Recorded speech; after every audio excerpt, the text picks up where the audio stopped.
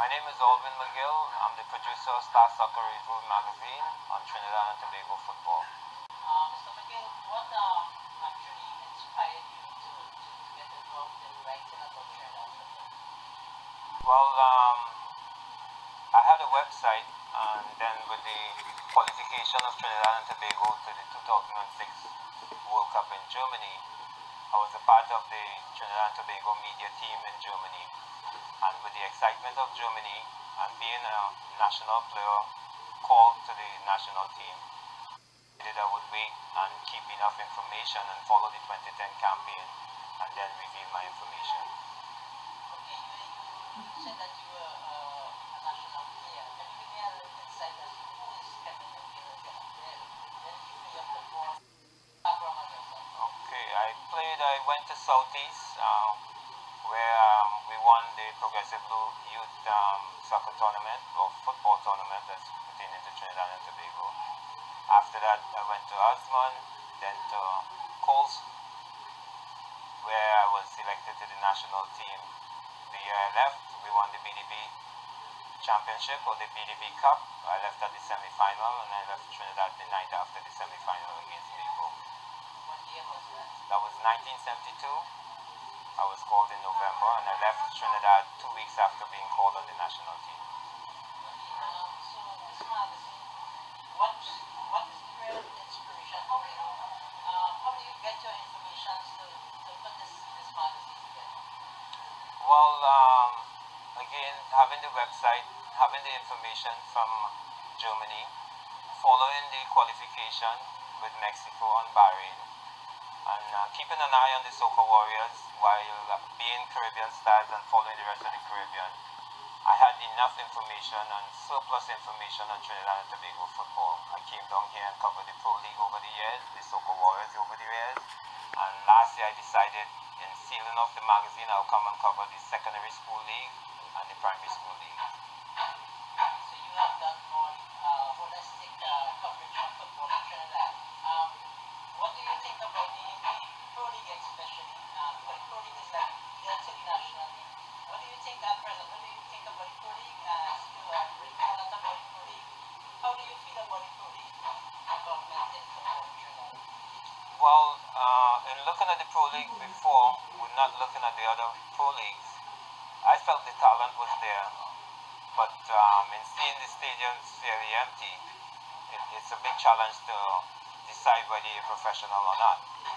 The talent was there, and it's just a matter of time before the people start supporting the teams. I guess it would be up to the league to do their marketing plan and get the crowd out, because in visiting Jamaica, they do have the crowd, and its talent is basically similar. Okay, talking about Jamaica and some of the other Caribbean islands, how do you compare football in Trinidad in comparison to Jamaica and the other Caribbean islands? Well, to be honest, as I said, Trinidad has the talent. Trinidad and Tobago has the talent in covering the Premiership in Tobago. But when you have crowd support, the magnitude of the effort is enhanced, and thus the excitement is at a different level. So you find game to game, when I check the Premier League in Jamaica, the excitement was at a higher level than Trinidad and Tobago with no crowd. In terms of the talent, it's equal. Trinidad and Tobago has a sort of an advantage based on finance, because the Jamaican teams, they seem to still be struggling, and that also hampers professionalism. How difficult was it for you to put this book together, and where do you intend to go with this book? Now that you have compiled this book, what is the next step for you? Well, it was extremely difficult to put the book together, but if you visit CaribbeanStars.com, I'm in the football/soccer business for over 35. Abundance of information.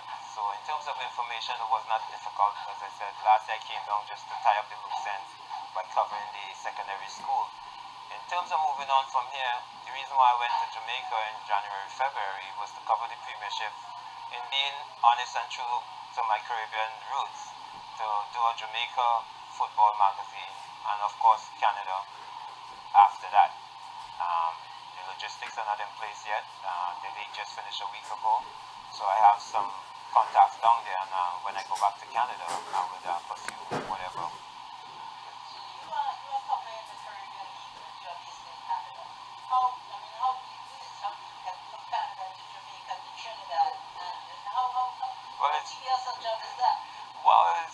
passion. I'm retired, so it's a sort of passion. As I say, I was in the sport for a long time, and after retirement, having a website, doing the Germany, I just felt time to try something. It is extensive traveling. As I say, I'm going to South Africa when I go back in 2 weeks. So it's a lot of traveling, but what it does is give me a heads up on maybe the other journalists who don't travel or who company doesn't send them. So I have the information, and it's just a matter of having the right opportunity to deliver the information. I see in your magazine you also have sponsors, which is one of the things that most leagues are struggling on a daily basis with. As I was asking you, how difficult is it to get sponsors behind a magazine like this one? Well, it's extremely difficult to get sponsors and advertisers. This last magazine, I only had Coca-Cola, and at this time, I would like to thank Coca-Cola, who have shown the trust and got on board, even though the information hasn't been forwarded. I know we have ongoing negotiation and hope that prove out to be fruitful. In terms of advertisers, it's easier for me where I'm established in Toronto to get advertisers, but it was a real challenge to do it with the Trinidad and Tobago Football magazine.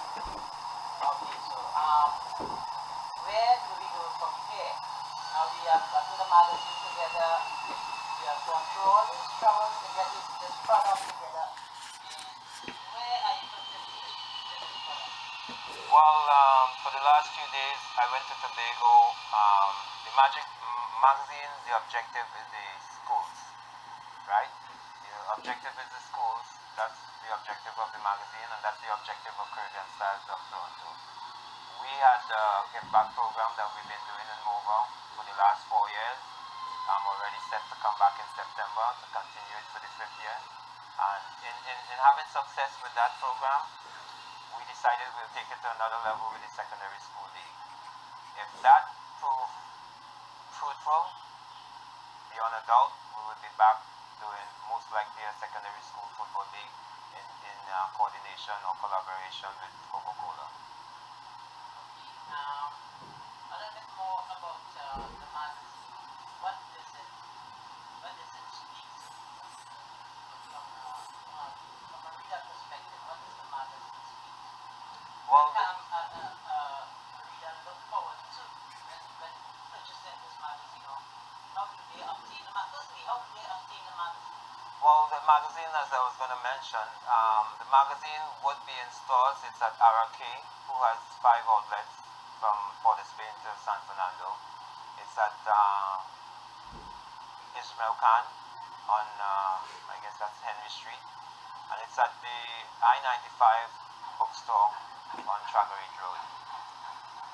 We are doing distributions to the schools. The Ministry of Education is supposed to take X amount to the libraries of all the schools in Trinidad and Tobago. After that, we have them with the Pro League clubs. Right now, there's a box per team of the Pro League. So I sent an email out today. So each team has a box, and we're hopeful that they will support us and help us to get the magazines out. It is a magazine that has all the information. We promoted all the coaches from secondary school. We have icons like Leroy DeLeron, Archibald, Everett Cummins, all the coaches of the Pro League, Russ Russell. We also have Tobago own Bertil Sinclair. We covered Tobago extensively because there was a perception that Tobago usually gets left out. So I made it my duty to go to Tobago, touch bases with everybody to help out with the distribution. In terms of readership, where have you distributed this magazine before? Have you distributed this magazine in Jamaica? What following that? Well, the magazine, it has been distributed in Jamaica, but that was with the foresight that we will be doing in Trinidad, Jamaica Football magazine. It is distributed in Toronto, Canada, Montreal, New York, Washington, and a little bit in Orlando. How many editions of this magazine have you done so far? Well, we have done 4 editions of the magazine. We started with the Germany, which was the inspiration for the magazine being launched. Then we went to the World Cup in Canada, Toronto, and the Gold Cup. Then we went with the 2010, in coming into the Trinidad and Tobago magazine, we covered a bit of the 2010 campaign, which it's sort of like a sequential into this Trinidad and Tobago magazine. Looking at the magazine, I see a lot of pictures. The magazine is very colorful. Let me cover pictures. Yeah. Often as a magazine produced, annual things. As I said, it's my passion. So with two magazines on the burner, which is Jamaica Football magazine and Canada, those are the two I'll be working on and see if it's feasible to get them distributed.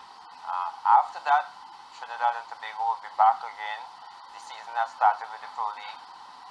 Secondary school will be playing. I understand that there will be a shorter season, maybe because of the World Cup in September.